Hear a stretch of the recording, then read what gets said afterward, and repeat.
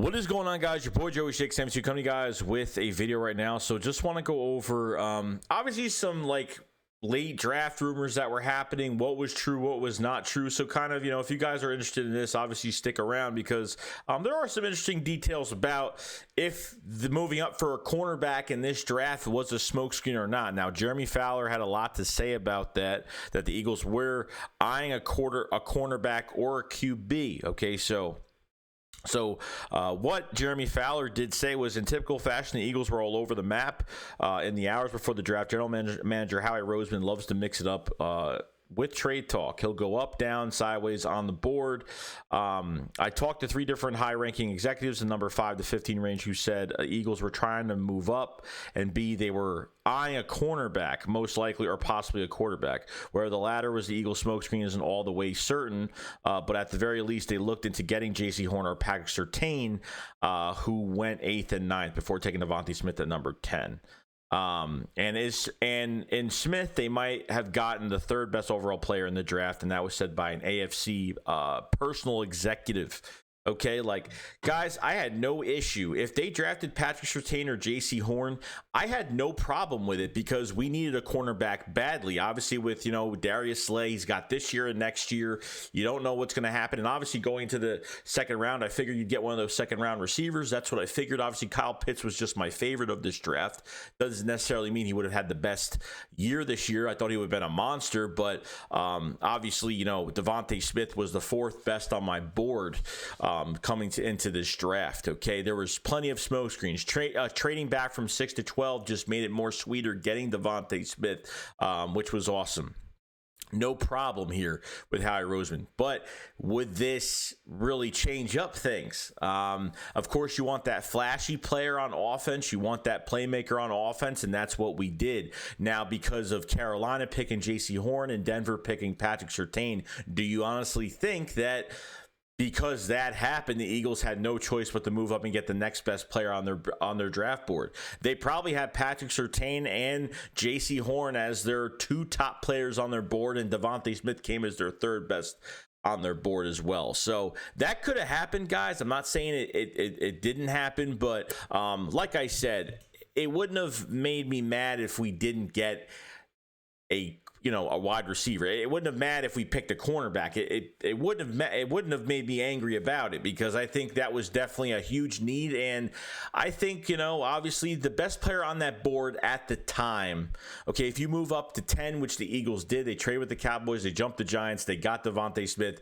Devonta Smith was the next best player available on that board. So I really don't believe in any of this unless they had J.C. Horn and Patrick Surtain high on their board this past draft. But in my opinion, I think Devonta Smith was on their board. It really did scare me because I thought Atlanta was picking a quarterback, and when they picked Kyle Pitts, it kind of went downhill from there. Jamar Chase to the Bengals when I thought they were going for Penei Sewell.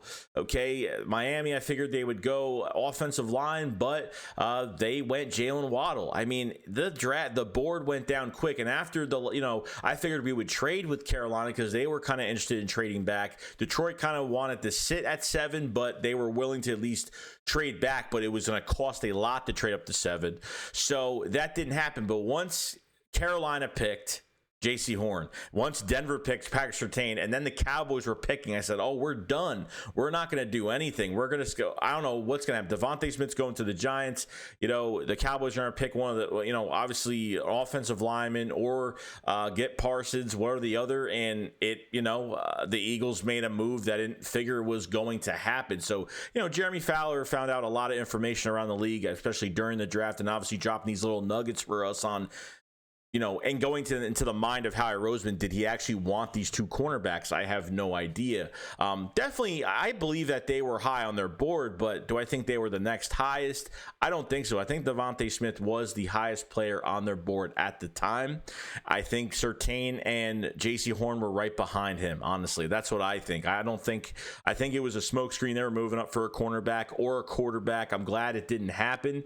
Obviously, when we were at 6, they were, when we traded traded back to 12, there was news that the Eagles tried to trade up to the 3rd overall pick and try to get, obviously you want to draft Zach Wilson there. That was the rumor, but obviously did not happen at the time. So we traded back. We got a 1st-round pick for Miami. We missed out on 2 really good cornerbacks. I think J.C. Horn was my number 1 cornerback going to this draft. A lot better than Patrick Surtain. That's just me.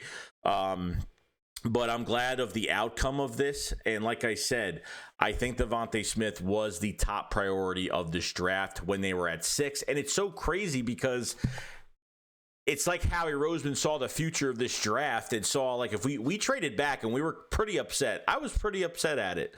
But they got a 1st-round pick out of it. But I said to myself, if Howie nails the 1st round of this draft, that trade back will be well worth it. You move up a couple spots to trade with the Cowboys. You give them one of your 3rd-round picks, your furthest 3rd-round pick, and look what happens. You get, in my opinion, 2nd-best player in the draft as of right now. I think 2nd-best player. So it worked out in the end, guys, but it's nice to really see these little nuggets that come out after the draft, and you kind of, get to see these beat writers talk to these guys that work for ESPN and NFL. They talk to, obviously, coaches or executives, GMs around the league of what the Eagles were trying to do, moving up for a cornerback, moving up for a quarterback, or getting a receiver in Devonta Smith that probably surprised me more than anything. But I think it was, the writing was on the wall because of this, and I was very happy. So I cannot complain whatsoever. So just to go over some rumors that, what the Eagles were supposed to do, and kind of go, like I said, get into the mind of Howie Roseman. If were these 2 corners higher than Devonta Smith on their board? I don't believe it. I think Devonta Smith was on their board when they traded back and figured, 12 is a good place to move up. They got plenty of moving room. They had 9 picks at the time. So really at that point, you know what? It was pretty good. They had picks for next year as well, so they could have done anything they wanted. Gave up the furthest 3rd-round pick, and you pretty much got a 1st-round pick for Miami and Devonta Smith in the 1st round for absolutely for a 3rd-round pick. You got Devonta Smith and a 1st-round pick, pretty much giving away a 3rd-round pick, pretty much, and that's a pretty good trade. And obviously, that's what we got. So it worked out for the best of us. But other than that, guys, that's pretty much it. Just want to drop some NFL draft rumors, what the Eagles were supposed to do. And obviously some people around the league that have said some things, but I believe that Devonta Smith was the target that was the top on their board. Other than that, guys, that's pretty much it. I'll talk to you guys later. Shakes, put up, follows, fly. Peace out, guys. Peace.